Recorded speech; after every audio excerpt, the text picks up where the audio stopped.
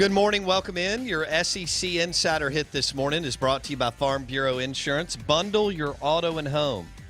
Save with your local Farm Bureau Insurance agent in any of the 82 counties in the state of Mississippi. You can also hop on favorites.com and get a quote in 4 minutes or less. You're listening to 105.9 The Zone, WRKS, ESPN. We're streaming live on the Out of Bounds radio app. You can watch the show, our webcast. Watch the show on YouTube. Search Out of Bounds Sports. We want to welcome in Brad Edwards, College Game Day on ESPN Radio, and he joins us on the Abita Andy Gator guest line. Brad, good morning. How are you, buddy? Oh, I'm doing great. I'm looking forward to there finally being some bowl games that I'll want to watch. When I was younger, Bo, I used to watch every single one of them. I mean, it was, football was football, and I didn't care, and I've gotten so spoiled. I mean, when they talk about the people who only care about the playoff and nothing else, like that's basically me. I have to raise my hand and admit it. Now, I mean, I will watch, quite a few of the Power 5 versus Power 5 bowl games, but I'm just not where I used to be earlier in life, where I would just watch any football on TV. Now I'm kind of stuck up as far as that goes. What? Okay. Did you watch Liberty and Coast? Nope. Okay. Nope. We watched it. It was a hell of a game, Brad. I mean, I saw online Sure. how it ended, and it was just, it was bizarre. I mean, what it really is for me is at the end of the day, the game didn't mean anything. Right. And look, I'm not saying that bowl games ever have, outside of the ones with national championship implications, but I guess I've just become more aware of that, or maybe I care less about games that aren't deciding the national championship. I don't know what the root of it is for me, because I know a lot of people who are in the business and have been for as long as I have, and it's not that you get jaded when you've been in for certain, because a lot of those people, they do the same thing. They watch every game, and that's great. I don't care as much about rounding out the top 25 as I used to. Well, all right, let's talk a little Hugh Freeze here for a second. Here's what's crazy. Depending on what happens, Brad, I mean, we all know he's a phenomenal coach. There's a lot of other stuff, but he is a fantastic football coach. But if some more jobs don't open, right, he may have to stay at Liberty another year unless Sark moves and he says, all right, I'll take the OC job under Saban, because maybe that just gets me because they can pay me $2 million and that gets me closer to a gig. I don't know. How do you see it? Yeah, I mean, look, the question is what else might come open. I'm not saying that nothing will, but it would have to be something pretty big for either Freeze to move or Sark to move, or, I'm also thinking about Matt Campbell at Iowa State, which, when they got up into the top 10, it was a foregone conclusion that, okay, this is the time that he's going to bolt, because you're looking at Michigan coming open and Texas coming open. And to this point, neither one of those has happened. And, every day that goes by, it seems less likely, especially in the case of Michigan, where their season's over. Like, wouldn't you have already done it by now if you were going to do it? Why would you be waiting? I don't know. I mean, so there are a few coaches out there that you would think were prime candidates for some of the top jobs that would be coming open. I'm just not sure if there are any more top jobs, even Tennessee. It's kind of the same thing with Michigan.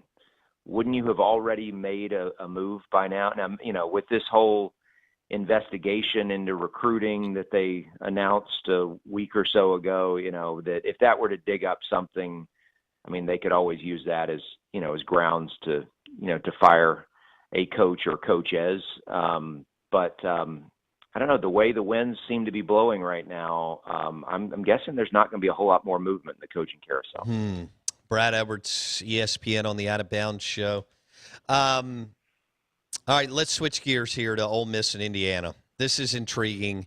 Tom Allen coached at Ole Miss. Evidently, he is just a phenomenal defensive coach and has developed into a great, a really good head coach, considering who Brad, when you and I were growing up, the only thing we talked about with Indiana was Bob Knight. And so nobody Right. cared about football. This guy's done a heck of a job. They were a couple plays away from, ended up in the Big Ten championship game, Brad. Yeah, I mean, the Ohio State game, for a large stretch of that, it kind of seemed like, okay, you know what, this is just what happens when you put a bunch of 4 and 5 stars up against a bunch of 3 stars, and Buckeyes were up 28 or whatever it was, and then Indiana starts coming back, and they made their share of mistakes during that game. I mean, Ohio State certainly didn't play a perfect game either. But it wasn't like it took their A-plus game to come within 7 points. They maybe played their B game and came within 7. So they're a pretty good team. I mean, how good Ohio State is still remains to be seen as well. I think in all, the Big Ten is hurt by the few number of games they've played. I know so much has been made of the advantage that it gave Ohio State in the playoff race, and they didn't have to go out and risk injury as much. But I think the flip side of it is that it really affects a team's ability to gel, that you need reps, and you need reps together against, live competition off the practice field in order to really work on some of the things that you need to do in order to improve as a team. And most of the Big Ten just hasn't gotten those reps at the level that the teams in the other conferences have. And so, I don't think they're as far along right now as everybody else. And I mean, the big test of that will be, when these bowl games start being played. And obviously Indiana lost its quarterback along the way. Now, on the calendar, that was a long time ago when their quarterback went down with a season-ending injury. But I believe, off the top of my head, they've only played one game without it. You're right. Yeah, and so it's not like we really know a whole lot about what Indiana's offense is gonna look like. So I don't know. There's so much unknown, and I think that's not just true for Ohio State, but it's true for pretty much everybody in the Big Ten, and Indiana obviously would be in that group. So they lose. Indiana loses their QB. They've only played a game with their backup, Jack Tuttle. He's a transfer from Utah. He's a pretty highly recruited guy. Okay. And then Ole Miss, here's what's interesting, Brad. Ole Miss lost Elijah Moore and Kenny Yeboah before the LSU game. And then in the LSU game, they lost Sanders, who was their next best wide receiver. And then it doesn't look like Ely's going to play. So with Indiana without their starting QB, and they're more defensive oriented, Ole Miss without 4 skill players, potential, that's what it's looking like. That's intriguing because for the most part, Ole Miss has been in shootouts this year. Yeah, now look, there's no reason to believe that Ole Miss's defense is suddenly going to be good. So I would think that Indiana, as long as Tuttle is competent, should be able to score a lot of points, because every competent offense has scored a lot of points on Ole Miss this year.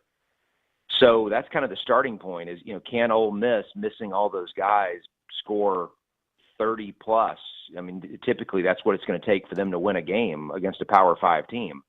Can they score that against, one of the better defenses in the Big Ten? I mean, statistically, they're one of the better defenses in the country.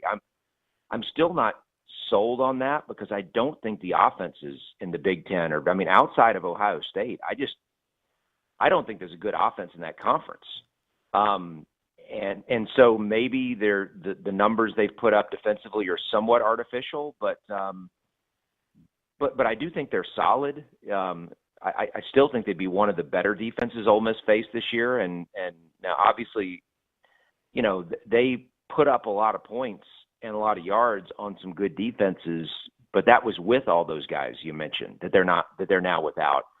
And at a certain point, it starts to affect you. It affects, the passing game and the timing of everything when you have guys who aren't used to being out there. And we're going to see the same thing from Florida tomorrow, right? I'm trying to think. I'm getting my days mixed up. Yeah, Florida, Oklahoma tomorrow, man. Florida is even in worse shape than Ole Miss as far. For one, Ole Miss has at least played a game without a couple of those guys.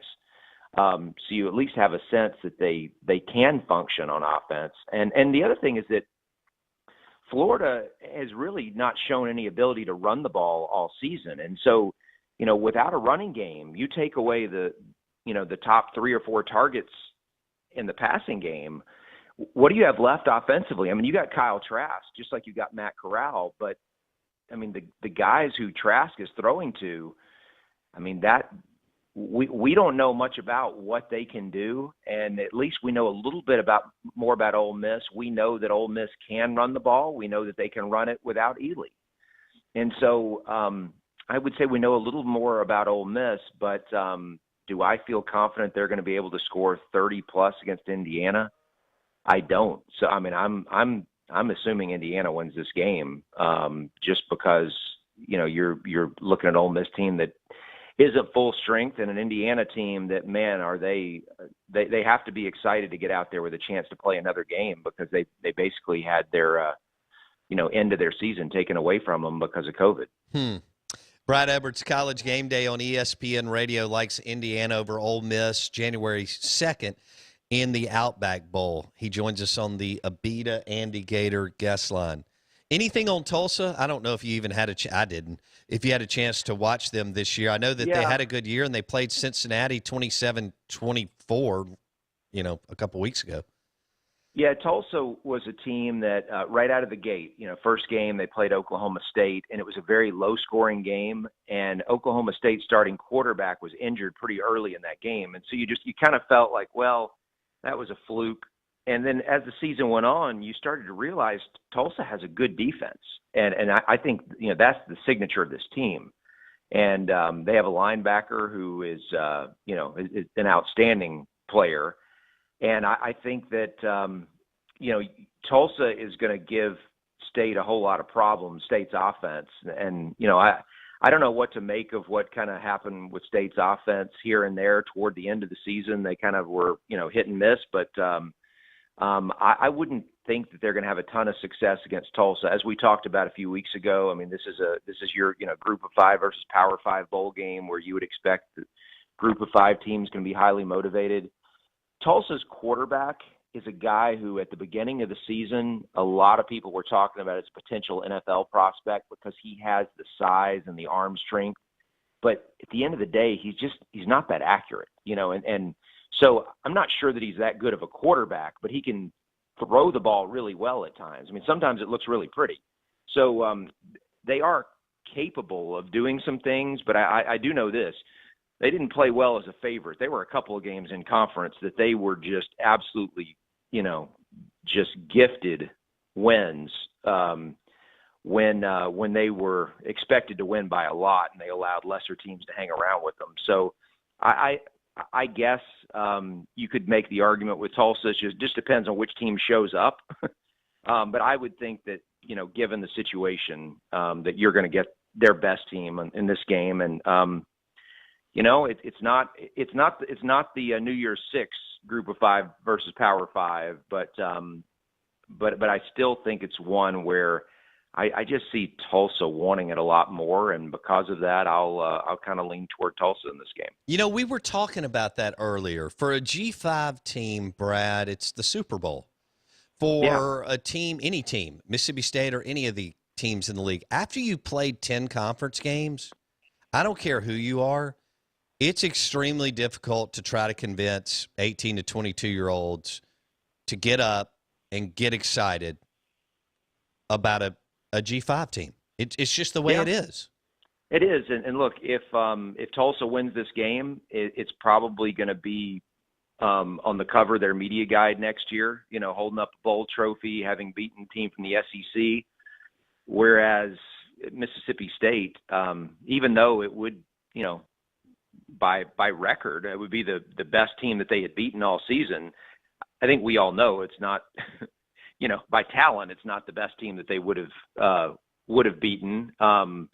And they've obviously played a whole lot better teams. So you're right. It's just hard to get excited about. But Tulsa is a good team. I mean, you don't make it through the conference that they're in with the record that they had, and playing Cincinnati all the way down to the last play without being good.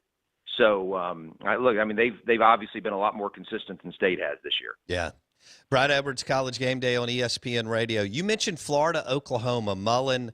So Mullen received a show calls last week, and everything had already been negotiated. It's kind of the several ADs get in front of these investigations, don't allow them to drag out for years, and they just negotiate before anybody knows about it, and a lot of times give the NCAA a little bit more, knowing that they don't want to run it all the way through the press and have it go on for forever, Brad, whether it's 9, 12, 18 months, right?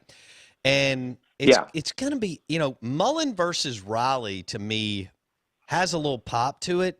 And looking at Florida, Brad, they don't want to lose 3 in a row going out the door on this year. No, in fact, it actually has it doesn't have the same feel, because I was about to say it has a kind of a feel of the way Michigan had ended its previous 2 seasons, how they had a really good record and a lot of positivity, and then they played Ohio State, and they got blown out by them, and then they went and got blown out in a bowl. And I think 2 years ago, that was Florida that blew out Michigan in the bowl game.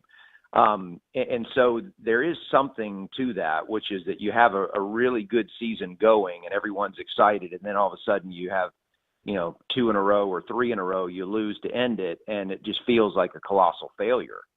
And in this particular case, certainly the LSU loss, it was a colossal failure. The Alabama game maybe felt like a moral victory, even though it hurt because they felt like they had a chance.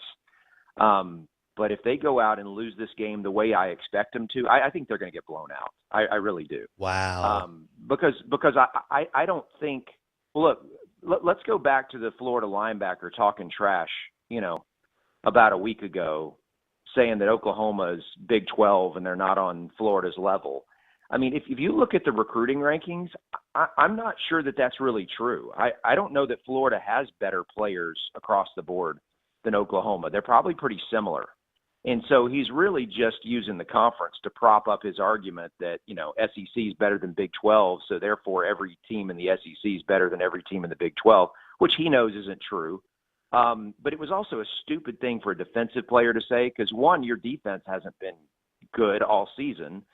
Your offense, Kyle Pitts had already announced at that point that he wasn't going to play, and you had to know that there were more coming.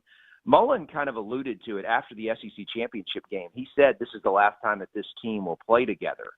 And you're thinking, are they going to opt out of the bowl game? And then the next day, of course, they take a bid. I guess you just don't opt out of a New Year's Six game, and maybe it's that simple. I don't think the conference will let you.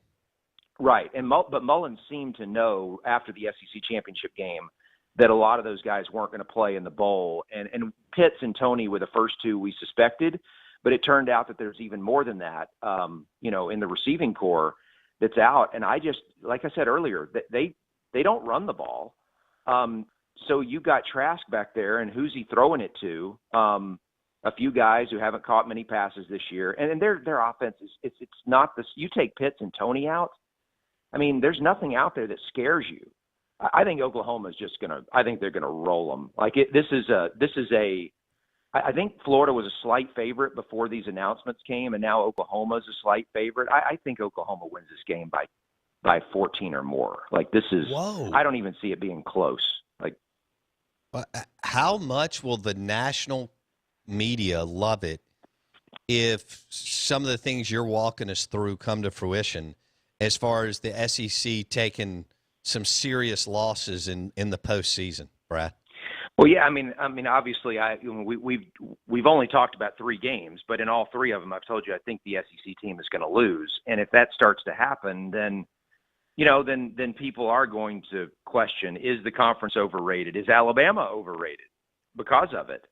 And were all of our assumptions about this season off base? Because we've assumed a lot, because we didn't have non-conference play to use as somewhat of a guide to connect some dots and, this team's better than that team, or this league's better than that league. And this year, you just didn't know for sure because you didn't have that non-conference play between Power 5 leagues.